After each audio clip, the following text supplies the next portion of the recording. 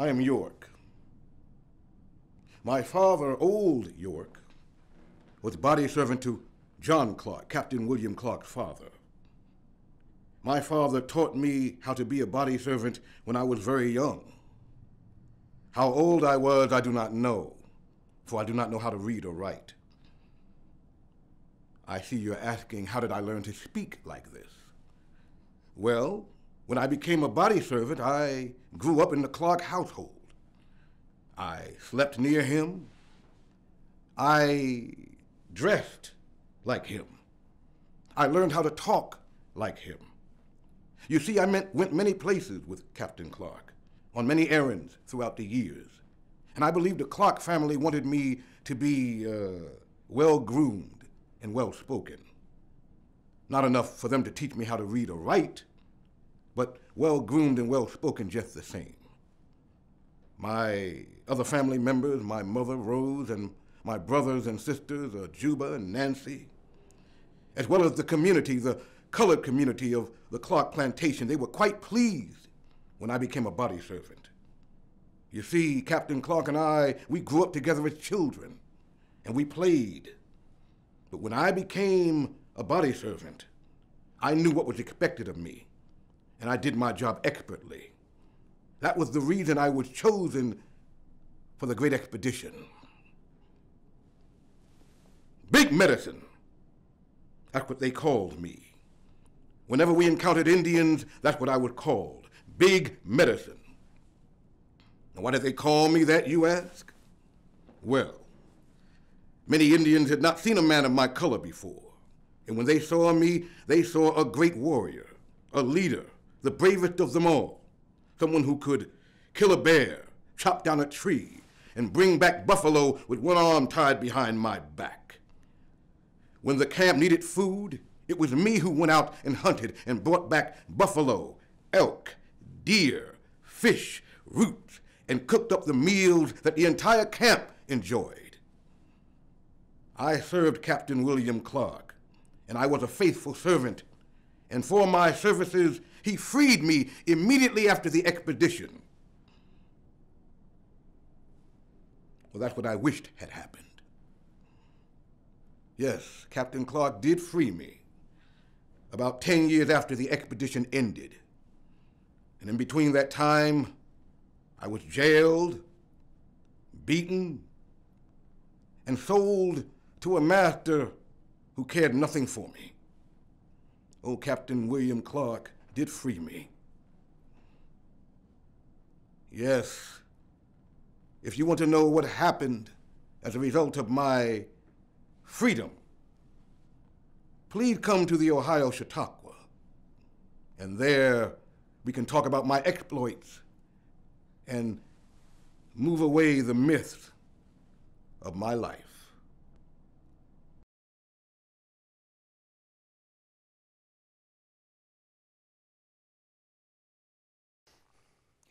Hey!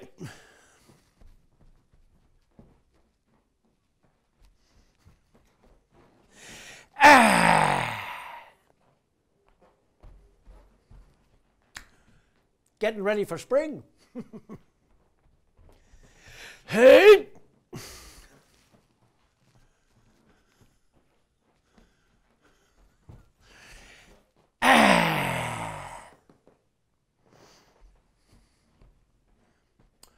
Right after the last spring thaw, I'll put these baby apple trees safely into the ground.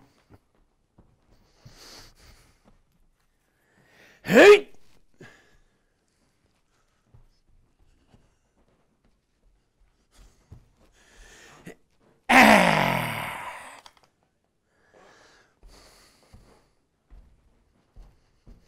I trust my work here hasn't disturbed you in any way.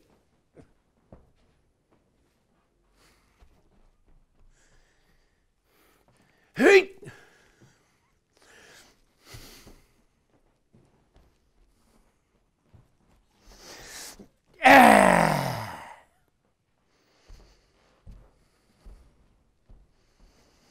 You know, while you've just been sitting there, staring off into space, I prepared for the planting of almost half a dozen baby apple trees. In 2 years, these 3-year-old saplings will begin to bear fruit. In 5, the owner over there will pay his taxes for the very first time from the profits he makes selling Apple Jack and apple chips and gaining what we all hope for, permanency. Makes you wish you sort of had spent the afternoon a little better, doesn't it? But you know what? I'll be back in these parts, in either June or July. If you come hear me speak, as I explain what life was like these past few years, both the good and the bad, I'll give you a second chance to redeem yourself. How about them apples? You would think the fellow would want to help out. Lend a hand, show a little bit of neighborhood hospitality, but oh no, he's too busy just sitting over there taking care of himself.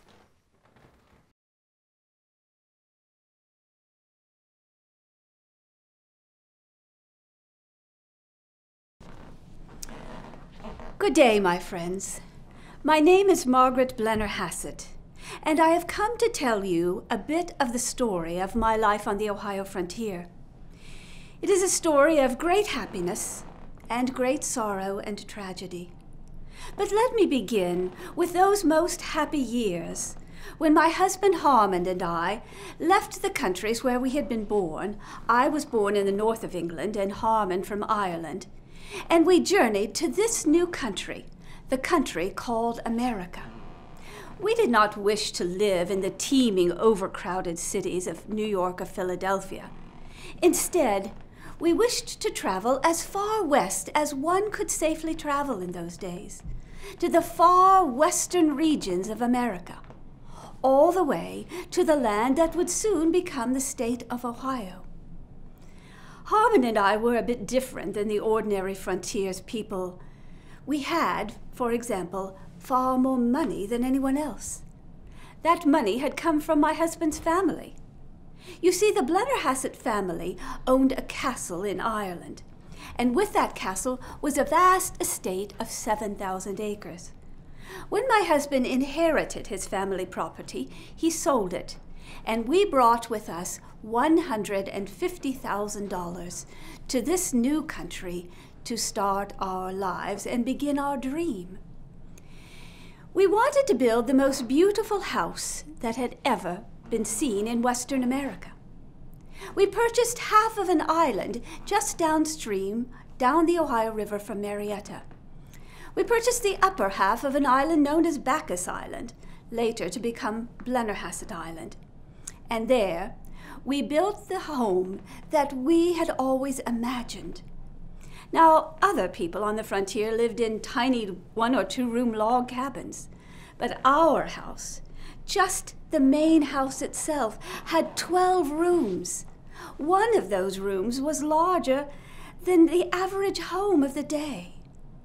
We had genuine gold trimming the ceilings, silver doorknobs and door hinges, and on the floors were thick, sumptuous Turkish carpets.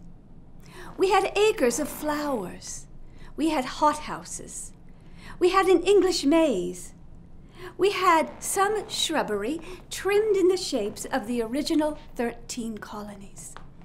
People who saw our home said it was paradise. They said it was the Garden of Eden.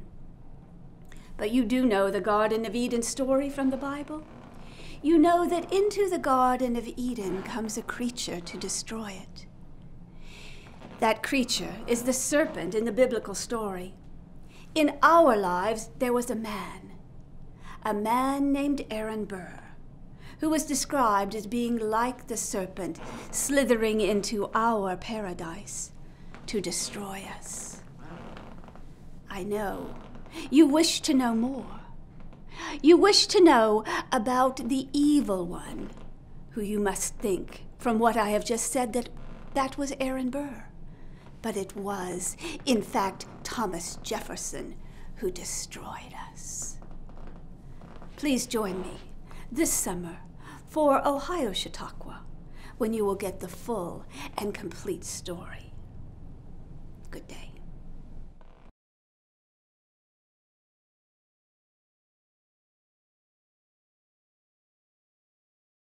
The first report of what occurred in the Battle of Lake Erie was brief and to the point.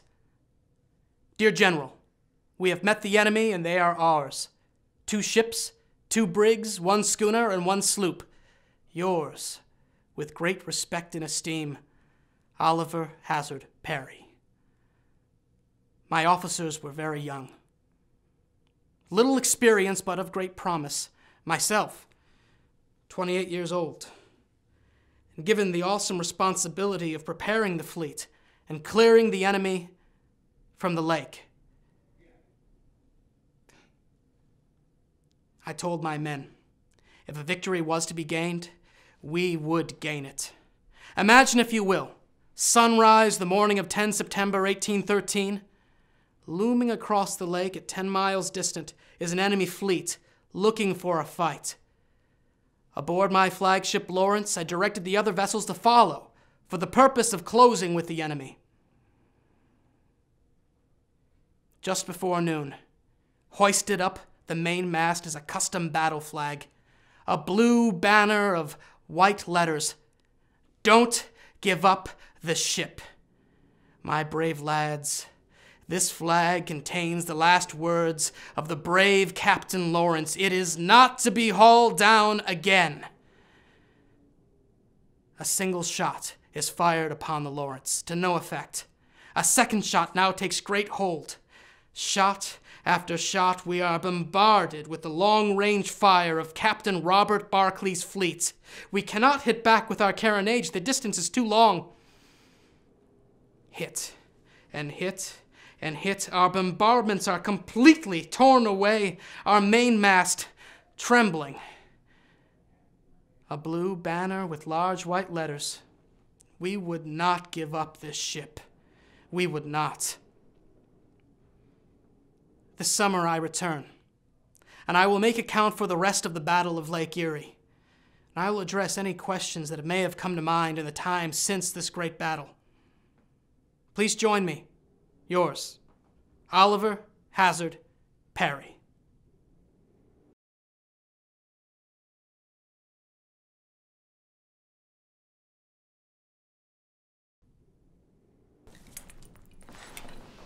Captain Cressup, why have you killed my people on the Yellow Creek? Your people killed my kin a great while back on the Conestoga, and I thought nothing. I did nothing. Now they have killed them again, leaving me no one, only a little girl cousin. So I thought I would kill too. 7 times since I have been to war, but the Indians are not angry. Only Logan. At the end of the summer, a great army of Virginians under our old enemy, Andrew Lewis, gathered at the mouth of the Kanawha, there to attack the villages of the Shawnees. Logan attacked the Virginians, and the Virginians, knowing not who their enemy was, attacked the Shawnees. But the Cornstalk had heard of this army, and he sent his warriors there to meet them, and a great battle began which lasted all the day. At the end of the battle, John Murray, the Earl of Dunmore, governor of Virginia, sent for the chiefs to come and put their signs on the paper. I did not attend. I was no more a chief, for now I had taken up the hatchet. I was a warrior. So he sent a man who was known to me, Simon Girty.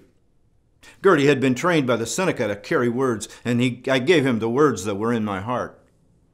He took them back to the camp of Dunmore and gave them to John Gibson, who wrote them on the paper. The words were repeated and appeared in newspapers in the East, and Williamsburg, and New York. Brothers, I will give you these words. I appeal to any white man to say if he has come to Logan's cabin hungry, and he gave him not meat, or if he came cold and naked, and I clothed him not.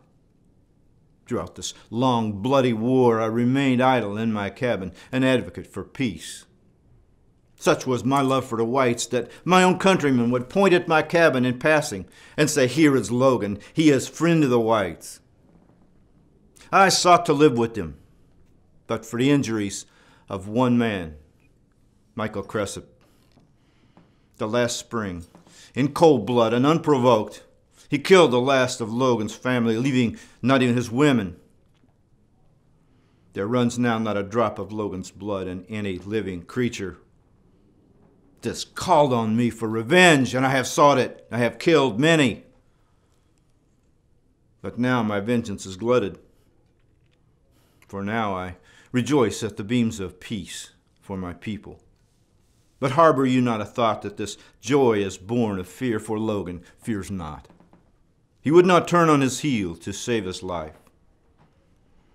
For who is there? Who is left who would mourn Logan? Not one.